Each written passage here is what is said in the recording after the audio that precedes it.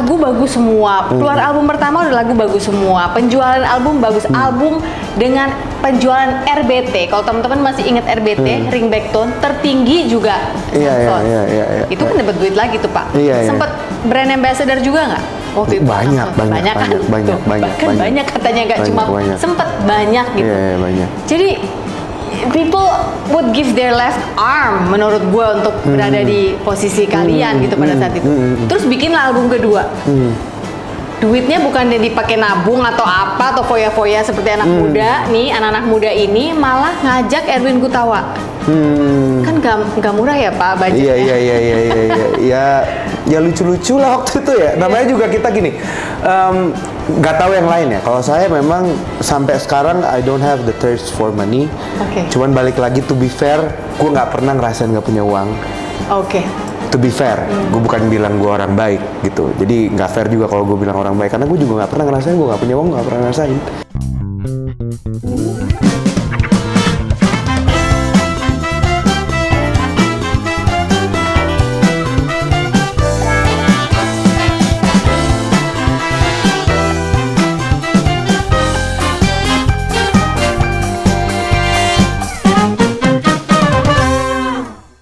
I don't know rasanya nggak punya uang tuh apa. Tapi kan ada loh orang yang katakanlah dia udah privilege dari kecil, udah berada, tak ditaruh di keluarga berada. Dia takut tuh kehilangan itu. One day. Gua dikekep. Gue baru gini, gue baru bener-bener merasakan fully gue memang nggak punya untuk uang pas kemarin pandemi. Hancur gimana? Semua hancur, gue nggak ada takutnya sama apa. Yang paling gue takutkan tuh cuma keluarga gue doang, karena itu sumber kebahagiaan gue. Jadi bener-bener Indian yang jadinya bikin gue hancur kemarin ketika semua huru-hara. Gue kan sebenarnya banyak, gue kena cancer, nah terus bisnis goyang, nah terus my family. Tapi yang buntutnya yang benar-benar bikin saya terganggu ya family gitu. Malah kerjaannya saya tinggal, cancer juga nggak saya pikirin. Kayak padahal sebenarnya semuanya kan critical ya. Everything is critical, cuman kayak ya udah keluarganya dulu beresin. Karena menurut saya satu itu happiness, dan kedua itu core of everything ya. Kalau keluarganya nggak bener, kayaknya anything else juga nggak bakal bisa bener gitu in the long run. Ini cancer itu waktu tahun berapa sih? Barengan semua itu di COVID. Tahun COVID itu, yang memang sih gue lihat pemberitaannya, cuma sempet hilang karena mungkin lo juga malas menanggapi, jadi beritanya menguap begitu aja. But how are you today? I'm good. Jadi it's gone? Masih ada dikit. Ada relapse sedikit lah. Cuman nggak ada rasa apa-apa. Gue santai aja gitu. Sorry, Bams, kalau boleh tahu, what kind of cancer? Cancer kulit otot gitu, cancer rare. Cuman balik lagi, cancer gua itu bukan cancer berbahaya, tapi langka. Bukan berbahaya tapi langka, oke. Jadi dia hanya langka, tapi kalau bahaya. Nggak malignant ya? Kalau masalah istilahnya apa sih? Bukan, dia bukan inner cancer. Aku tak outer. Kalau inner tuh yang di organ yang bahaya kan. Cancer di organ tuh yang bahaya, kayak cancer rahim, cancer payudara itu jauh lebih berbahaya daripada cancer saya. Cuman memang case-nya sangat rare. Cancer yang terjadi sama orang yang mengabuse badannya, dalam arti menggunakan badannya terlalu banyak. Terjadinya tuh sama atlet atau pekerja buruh. Jadi badannya kena banyak benturan. Jadi bukan dari makanan, bukan dari apa. Jadi badannya banyak Lu banyak kena benturan? Karena gue kan olahraga gila dulu. Iya, apa emang olahraga? Segalanya. Dibentur-bentur? Segalanya. Gue basket, gue crossfit. Basket kan nggak bentur-bentur, Pak. Dan pukul-pukul orang itu nggak? Enggak, gue nggak. Muay Thai. Cuman waktu kecil ya. Waktu kecil kan gue semua olahraga dilesin sama ibu gue. Mau taekwondo, mau tenis, mau golf, mau segalanya lah. Everything, sampai dansa gue juga bisa. Lu bisa? Gila. Laki-laki idaman loh ini bisa dansa. Beneran. Paling sebel kan kalau misalnya ke acara tuh harus dansa sama tapi bukan dansa R&B ya, dansa like salsa gitu-gitu. Iya. Kan sebel kan kita sebagai istri kalau kakinya diinjek, Pak. Gitu. Jadi laki-laki idaman loh sebenarnya bisa nyanyi. Wow, oke. Jadi lu banyak kegiatan. Jadi menurut lo itu yang kemungkinan membuat lo Ini ya gua tuh olahraga, kalau gua bisa menangkapnya itu mungkin gua olahraga berlebihan. Dulu gua tuh olahraga tuh sebelum habis bangun tidur sama sebelum tidur pasti olahraga. Tiap hari, cuman break minggu. Lu cari apa tuh dengan itu? Gua mungkin ada ketakutannya gue relapse gendut lagi, kan dulu gue gendut mungkin somehow di alam bawah sadar gue, di kepala gue, karena kan dulu gue 110 kilo ya, dulu 110 turun sampai kadar lemak cuma 7%, badan jadi banget gitu. Itu zaman Samsons kan, jadi banget. Iya, abis kena ACL kan gue udah nggak bisa forsir lagi. Jadi sebelum kena cancer gue kena ACL dulu tuh, putus kan urat gue. Apalagi? Iya, ini kayak gue karena dulu olahraganya parah banget Bu, parah. Otot lu putus di sebelah mana? Nih, dengkul. Oke. Putus. Jadi harus bedah? Harus dioperasi ya, di ini lagi kayak dulu karena gue olahraganya berlebihan, sangat berlebihan. Yang overuse of your body, ini kali, body and tendons, Iya, everything. Jadi kayak orang yang suka olahraga sama gue zaman dulu pasti tahu, gue olahraga kayak orang gila banget. Gila ya.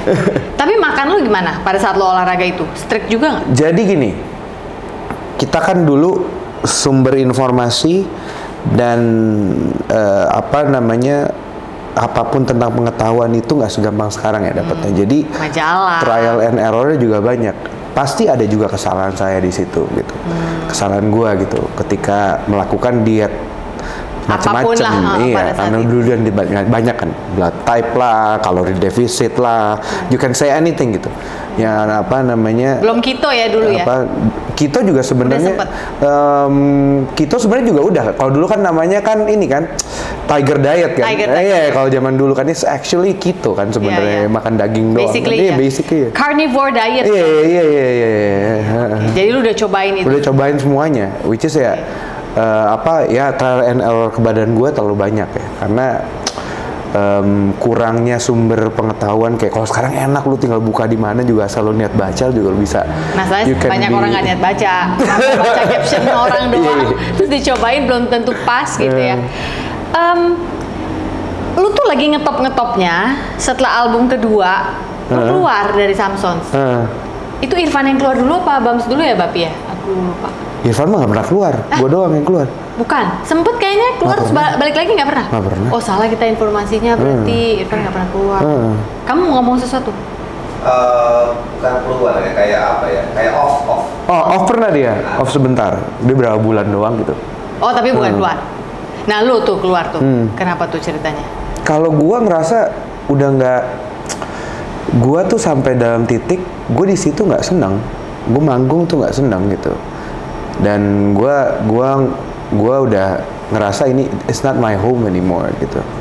Dengan apapun alasannya di belakangnya gitu. Karena menurut gua, kalau kita udah umur segini masih ngomongin pembenaran dalam arti kan ini kan versi gue nih. Kalau misalnya ngomongin kenapanya, udah terlalu childish menurut gue gitu. Jadi gue I can say ya, gue di situ udah nggak ngerasa happy aja. Udah nggak ngerasa happy dan gue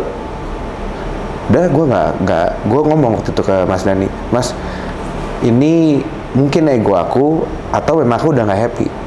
Kasih waktu aku setahun, tapi kalau udah setahun masih kayak gini juga aku keluar ya.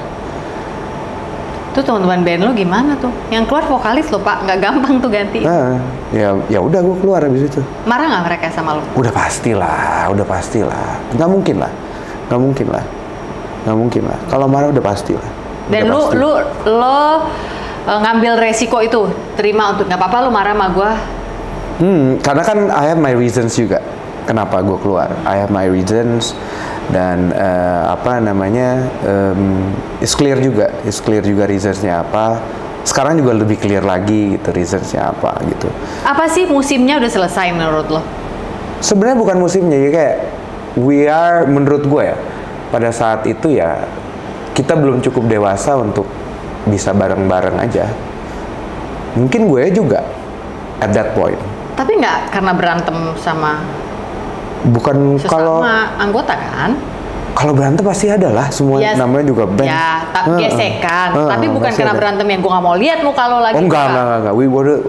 Gua orang yang tidak suka konfrontasi soalnya. Jadi ketika boleh tanya sama semua orang, gue tuh pertama kali gue konfrontasi seseorang dalam kehidupan gue ya kemarin COVID, karena gue terpaksa. I don't have no choice. Masalah keluarga. Masalah keluarga. I don't have no choice. Sebelum itu gue nggak pernah konfrontasi. Gak pernah sama sekali. Oke, lu keluar dari Samsons, teman-teman sempat marah, sempat nggak omongan nggak berapa lama? Lumayan lama. Kita nggak ngomongan itu sampai ntar ya, gue lupa lo gue ngomongan. Oke, ngomong lagi itu gara-gara apa? Ngomong lagi itu ngomongin tentang royaltinya mau digimanain.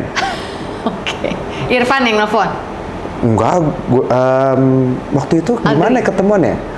Gue lupa Aldri atau Konde, gue lupa salah satunya lah, Aldri atau Konde gitu. Jadi kita ketemuan, ya udah akhirnya kita kami dengan ya udah lo bawain lagu gua, lo nyanyi, gua bawain lagu yang gua, lo bawain lagu gua ya, lo bawain. Lo kasih tuh. Ya, gua bawain lagu lo ya gua bawain. Oh iya. Gitu. Ya udah. Sama enak aja. Lo mau hitung-hitungan juga gimana sih, ribet banget sih. Kayak anak kecil aja gitu. Ya udah. Oke. Gitu. Dan dari situ ngobrol lagi. Tapi sempat ada kata-kata maaf nggak, Bangs? Kata-kata maaf gimana? Antara lo ke mereka ke lo. Maaf ya, kalau selama ini gini. Kan lo keluar? Oh gini.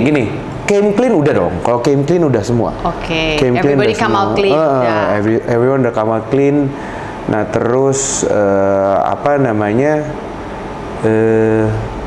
sehabis itu, tapi kalau dibilang kita berteman seperti dulu lagi, belum sepenuhnya. Waktu itu atau sampai sekarang? Sampai sekarang. Kita berteman aja, tapi udah bukan berteman kayak Samson zaman dulu loh. The bros. The bros udah bukan bro code lagi gitu. Jadi ya udah berteman aja. And gitu. you are comfortable with that? Nggak apa-apa.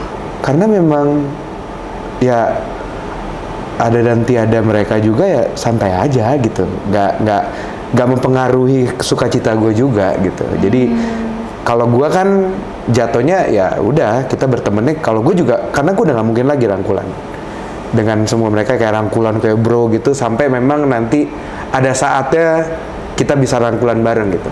Kalau sekarang sih kayaknya ada beberapa yang masih nyangkut dan karena sebenarnya kan Samson itu yang nyangkut kan udah pasti ya, semua orang yang minta adalah reuni. Iya. Itu everyone was asking, semua brand udah minta. Cuman memang di paperworknya belum bisa selesai. Oke. Ya udah itu aja gitu. Karena gue udah menyatakan apa yang ya boleh reuni, tapi begini. Kayak gitu sih. Setelah itu kan lu sempat bikin solo tuh. Kalau nggak salah tahun 2020 lu nyanyi solo yang rada R&B tuh. Yang banyak falsetto-falsettonya tuh. Itu agak beda tuh menurut gue. Lu keluar sebagai penyanyi, kenapa dia falsetto gitu ya. Tapi streamingnya tinggi banget. Nah, waktu bikin itu tuh apa tuh ide lu waktu itu adalah apa? Jadi gua mau bikin gitu. Jadi kan gini, ketika gue mau bermusik lagi itu udah bener-bener gua taruh di kepala gua mau nyanyi apa yang waktu itu gue pengen nyanyiin. Yang nggak bisa dibawakan di Samson? Enggak, yang pengen gue nyanyiin bukan nggak bisa dibawakan di Samson. Enggak, gue bandingin. Two different things for you? It's two different things. Oke. Jadi bukannya gue mau sok membedakan dari Samson juga, enggak. Karena kan kalau boleh cerita, Samson itu kita buat, Samson bisa dibilang itu project. Kita semua punya band masing-masing, kita semua punya aliran lagu yang kita suka masing-masing. Cuman kita bikin Samson ini dari kacamata kita, kalau mau bisa survive di industri, lagunya mesti kayak gini. Kebetulan booming. Jadi sebenarnya konsep kita proven. Cuman kalau sebelum waktu itu proven market makan, sebenarnya itu cuman kacamata kita gitu, nggak tahu juga jalan atau enggak gitu. Menurut kacamata kita bareng-bareng, kalau lo mau bisa jalan di industri ini, ya lagunya mesti kayak gini nih. Oke. Gitu. Yeah. Nah, kalau sekarang gue mau nyanyiin lagu yang memang ya gue suka aja gitu. Gue nggak perlu kacamata industri, nggak perlu apa gitu, makanya keluar yang begitu. Mau bikin aja. Mau bikin aja. Jadi waktu itu kan di Emotion kan, gue bilang di Emotion, kalau mau gue nyanyi lagi, gue nggak mau bikin Kenangan Terindah 2 ya, karena gue nggak mau arahnya ke situ. Bukan karena takut disama-samakan atau takut dibanding-bandingkan, nggak ada. Karena gue mau main musik yang gue suka. Gue mau main musik gitu. Bukan condong ke industri. Gue mau main musik gitu. Dan ditanggapi dengan baik, diladeni oleh Emotion. Jadi gue bilang ke Emotion kan, gue antara rilis kayak Sinatraan atau rilis yang modern sekarang. Pilih which one you choose. Dua-duanya gue pasti bisa bikin karena gue suka dua aliran itu, dan gue belum pernah nyanyiin lagu kayak gitu, dan I think I can sing that kind of song gitu. Jadinya ya udah. Did you write most of the songs yang everything. Keren loh itu. Thank you. Benar, tadi sebelum lo dateng tuh Pongki sempat masang, kita dengerin di speaker di coffee shop. Lalu dengan album itu lo sempet tour nggak? Sempet jalan. Lagunya satu dibeli sama BMW, satu dibeli sama Bear Brand. Jadi basically it's a proven concept juga. Jadi terus yang sama Dipa masuk nominasi. Yang sama nyokap gua yang gua bikin Sinatra itu masuk nominasi juga.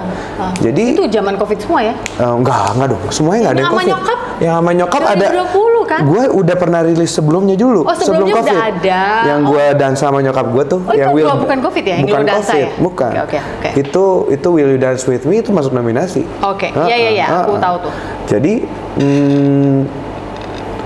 gua rasa ya, ketika lo tahu apa yang lo mau, you can find your own uniqueness, you can be anything you want, menurut gua gitu. Karena sampai sekarang is proven gitu, ketika lo tahu why-nya apa and what you wanna do, why you wanna do it, and your purpose why you wanna do it, biasanya sih aman-aman aja ya gitu. Yang bahaya kan ketika kita mau melakukan sesuatu cuma ngelakuin aja gitu, nggak ada ya cuma ngeluarin aja gitu, biarin aja gelontor gitu, kayak nggak ada ininya, nggak ada konsepnya dan semuanya gitu. Karena selama dikonsepin sih semuanya jalan, soalnya nggak ada yang nggak jalan ya. Ketika dibeli BMW satu lagu, dibeli Bear Brand satu lagu, itu ada marketing lo atau it just happen? Nggak ada, it just happen. Jadi jatuhnya gini, kita shifting ya. Dari dulu kita berjualan lagu, kita berjualan sekarang a package. Oke. Karena kan you're selling a concept gitu. Even kemarin sebenarnya kalau nggak corona, gue tour sama salah satu brand mobil juga. Udah dibeli konsepnya, udah deal, cuman corona. Kalau corona nggak happens, gue jadi ambasador salah satu brand mobil gede juga. Kita tour satu Indonesia. Tapi nggak jadi. Corona. Nggak, setelah nggak corona ini nggak pick up dari sana lagi. Well, gue belum bikin ada intention untuk bikin di musik lagi, belum. Gue perlu ada, waktu itu fire-nya tinggi banget soalnya. Iya. Kalau sekarang kalau disuruh tour sama mereka, lo mau? Si brand itu, atau mau bikin yang baru? Takut ngecewain gue, ngecewain karena I need to make it good gitu. Right. Perfectionist nggak sih lo? Ya, I can say that ya. Yeah. Berarti kalau perfectionist, lo kalau ngeluarin sesuatu lo tetap ada takutnya dong kalau orang bilang. Biasanya kalau udah keluar tuh pasti bagus banget. Kalau nggak, gue nggak bakal keluarin. I like his confidence. Nggak mungkin. Karena bagus menurut gua ya. Iya, lu udah pikirin. Bagus menurut gua. Berarti gini Bang, sebenarnya bukan perfectionist. Lu strive for excellence. Kalau perfectionist kan begitu orang bilang gini kita terganggu. Kalau kok gini ya? Ya, gua kemarin kurang ini. Tapi ketika excellence, lu nggak peduli kan orang ngomong apa. Jadi gini, at least you know you do your best at what you wanna do. Itu tuh. Kalau orang nggak suka, ya berarti memang konsep lo nggak jalan. Tapi setidaknya lo nggak ada, aduh mestinya gue gini ya. Nggak ada gitunya lo. Iya. Jadi yang salah memang ya lo salah momen, atau salah konsep, atau memang busuk aja gitu. Iya. Tapi setidaknya itu busuk, menurut lu bagus. Iya. Gitu aja gitu. Belum tentu menurut orang bagus juga Belum, gitu. Brand mobil kalau mau masuk ke sini boleh juga. Gue sih ngambil remahannya. Besok-besok kalau Sofina Pitoxia sambil gue yang nyetirin juga nggak apa-apa. Gue jago nyetir, soalnya orang Batak juga gue, ALS antar lintas Sumatera. Oke.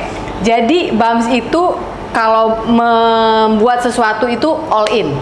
Lo very focused gitu ya. Terus 2022 tuh ada tuh single lo yang judulnya Ku Minum Racunmu. Yo, foto kok minum racun maksudnya gimana? Coba itu jelasin. jadi gini, gue bikin lagu, gue cuma punya satu lagu, dibeli juga, gimana dong? Sorry. Ketika lo ngomong I eat everything and I still survive ini, kita bicara konteks waktu itu keseluruhan ya. Your marriage juga, everything. Bukan to a person, bukan apa, everything. Lo orang yang dendaman nggak sih sebenarnya? Gue dulu menganggap gue orang yang sangat tidak pernah gampang tersinggung ke orang. Cuman kayaknya kalau di push buttonnya di ibu gue lumayan snap deh. Semata-mata tujuannya ngelindungin ibu gue as son gitu. Akhirnya gue menemukan khawatir dalam kehidupan. Gue belum pernah punya khawatir dalam kehidupan. I never have fear in my life. I never have fear. Even when your father left you, lu optimis bakal ada pemulihan untuk ini nggak?